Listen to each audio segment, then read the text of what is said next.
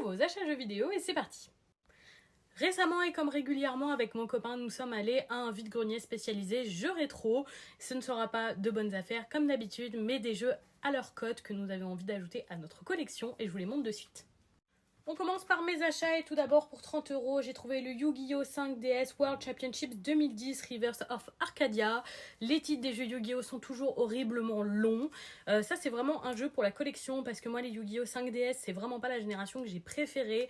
Ma génération préférée reste GX, mais bon, ça complète mon full set et je suis bien contente.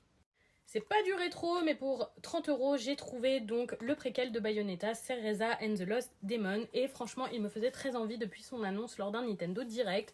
Je me suis dit pourquoi pas, le prix est plutôt raisonnable. C'est à peu près les prix que je voyais sur Vinted, mais sans les frais de port et avec le jeu neuf sous blister.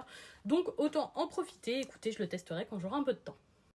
Pour 60€, mon copain et moi, on a pris le Yoshi Universal Gravitation, donc un des premiers jeux avec un gyroscope. C'était sur la GBA, il y a une cartouche un peu spéciale qui permet de jouer avec le gyroscope à ce jeu Yoshi. Franchement, on a toujours été très curieux de l'acheter et de l'essayer. Là, à 60€, c'était plus que raisonnable, en plutôt très bon état. Donc voilà, il faudra le tester. On reste sur GBA, c'est mon copain qui a pris pour 70€ le F0 Maximum Velocity, qui n'est pas du tout dans la bonne Crystal Box, on s'en est pas encore occupé. De quoi continuer de compléter doucement son full set.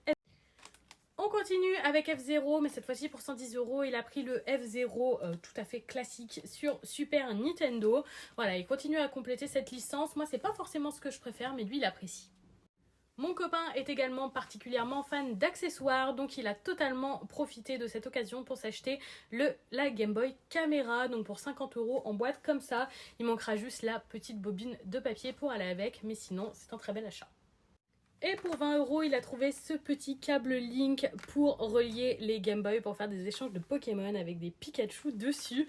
Un accessoire absolument adorable, franchement je le trouve super chouette. Mon copain a ensuite passé une commande sur un site japonais. On a profité pour compléter les Mario The Artist. Il a payé 110€. Celui-ci, c'est le gros pack comme ça. Et c'est le troisième qui vient doucement compléter sa collection. Il ne lui manquera plus qu'un, il me semble.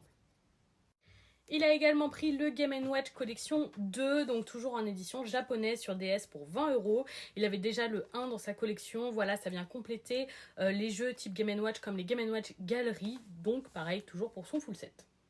On continue ses achats avec le NES World Championship, donc sur Switch, le tout nouveau jeu sorti récemment, donc avec l'édition collector qui contient comme ça le jeu, mais aussi quelques très jolies illustrations dans un livret, une petite cartouche dorée comme ça et quelques pins, c'est très chouette.